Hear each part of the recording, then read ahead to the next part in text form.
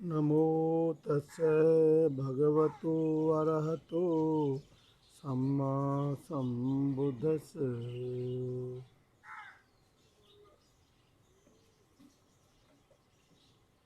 मैं भगवान सम्यक संबुद्ध को कोटि कोटि नमन करता हूँ। अपने गुरु भंते जी को भी कोटि कोटि नमन करता हूँ। प्रिय उपासक एवं उपासिकाएं, मैं आपके सामने आज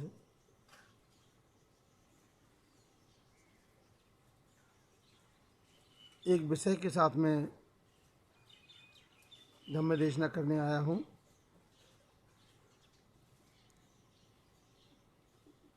उसका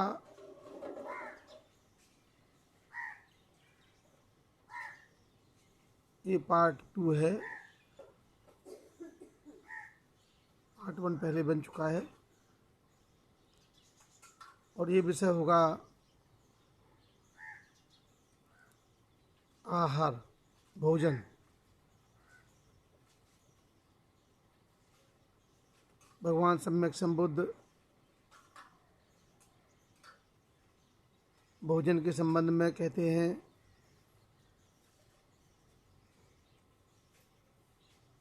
कि भोजन सभी प्राणियों के लिए बहुत आवश्यक है, सर्वाधिक आवश्यक वस्तु है। प्राणियों को जिंदा रहने के लिए भोजन जरूरी है। उसमें भी भगवान ने कहा कि भोजन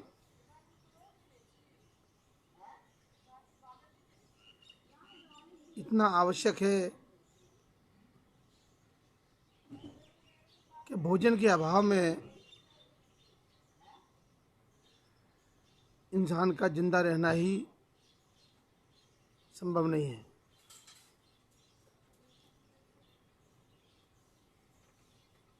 और इसीलिए भगवान बुद्ध ने कहा है, जिगच्छा परमारोगा, जिगच्छा परमारोगा संतुष्टि परमं धनं। भूख एक रोग है, ये परम सच्चाई है।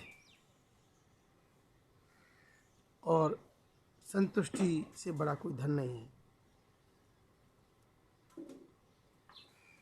ये बात समझना हमारे लिए इसलिए जरूरी है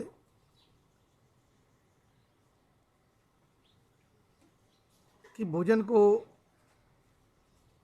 इतना महत्व भगवान बुद्ध ने दिया है कि यह जीवन जगत की प्रथम सच्चाई है। और इंसान के रूप में जब इसे देखते हैं तो आहार जो है वो कई प्रकार का होता है।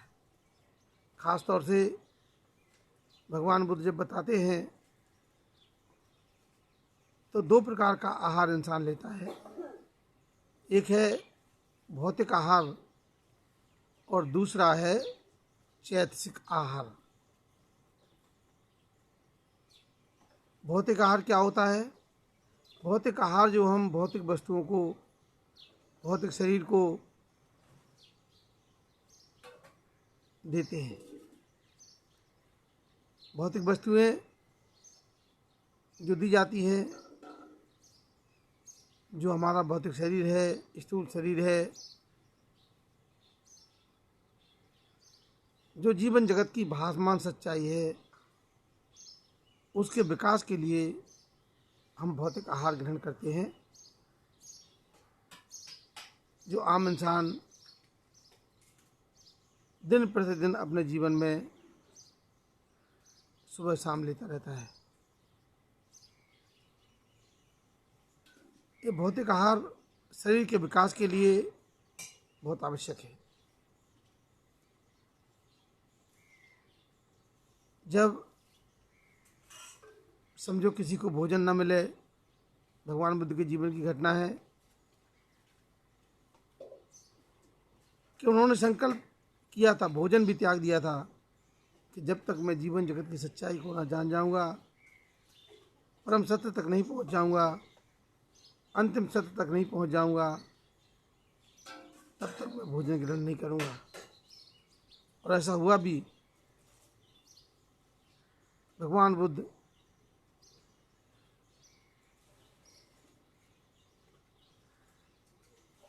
बहुत लंबे समय तक भोजन ग्रहण नहीं किए, और जब शरीर उनका जर्जर हो गया तो बातें समझ में आई कि शरीर को इतना कष्ट भी मत दो कि नष्ट हो जाए, और भोजन ऐसा भी ग्रहण मत करो कि हम कुछ कर भी न सकें। और एक मध्यम मार्ग यहीं से जन्म लेता है। और उदाहरण दिया कि वीणा के तार को उतना खींचो कि उससे स्वर निकलता रहे, टूट ना जाए, और इतना ढीला भी मत छोड़ो कि स्वर निकलना ही बंद हो जाए। भगवान बुद्ध ने मध्यम मार्ग अपनाया कि बीच का रास्ता अपनाया है। और सुजाता की खीर मिली तो भगवान बुद्ध को ये भौतिक आहार ने पुनर्जीवित कर दिया। उनके शरीर में फिर से जान आ गई, और ऐसा करने से ये भौतिक शरीर फिर से काम करने लगा।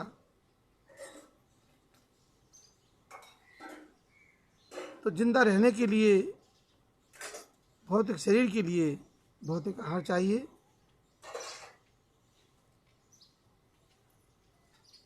और दूसरा है चैतसिक आहार। चैतसिक आहार चाहिए चित्त के लिए कि चित्त धारा पर हमने कौन सा बीज बोया, शरीर में कौन सा भौतिक आहार लिया, और चित्त धारा पर कौन सा बीज बोया। जो चित्त धारा पर जो हम बीज बोते हैं वो हमारे चित्त का विकास करता है। तो जो विचार मन में आता है, अच्छे विचार आते हैं तो ये चित्त का चैतसिक आहार हो गया, अच्छा आहार हो गया। गलत विचार आते हैं तो चित्त का ये बुरा आहार हो गया। अच्छे विचार आएंगे तो अच्छा काम होगा, अच्छे विचार नहीं आएंगे तो अच्छा काम नहीं हो सकेगा। इसीलिए भगवान बुद्ध ने भोजन के महत्व को बहुत अच्छे से समझाया है, बहुत अच्छे से बताया है कि इंसान है तो उसको भौतिक आहार भी चाहिए ताकि उसके शरीर में जान बची रहे, वो जिंदा बना रहे। और चैतसिक आहार भी चाहिए। जब तक ये दोनों आहार नहीं रहेंगे तब तक ये भौतिक शरीर और चैतसिक चित्त, ये दोनों की विचारधारा, दोनों की जीवन धारा नहीं चल पाएगी। इसीलिए दोनों की जीवन धारा चलती रहे, दोनों की जीवन धारा आगे बढ़ती रहे, उसके लिए दोनों बहुत आवश्यक है। इसीलिए दोनों पर भगवान बुद्ध ने बहुत बड़ा जोर दिया है। और आपको ये समझना होगा, सबको ये समझना होगा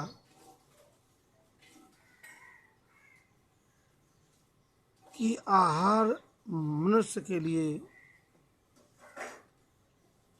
जीवन के लिए, मनुष्य के विकास के लिए एक अभिन्न हिस्सा है। जीवन जगत की, पूरे यूनिवर्स की ये प्रथम सच्चाई है।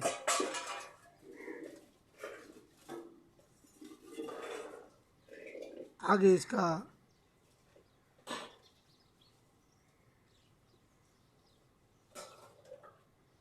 और दूसरा पार्ट बन के तैयार होगा जिसमें हम और भोजन के बारे में, इस आहार के बारे में विस्तार से बताएंगे। इतना समझते रहें कि इंसान को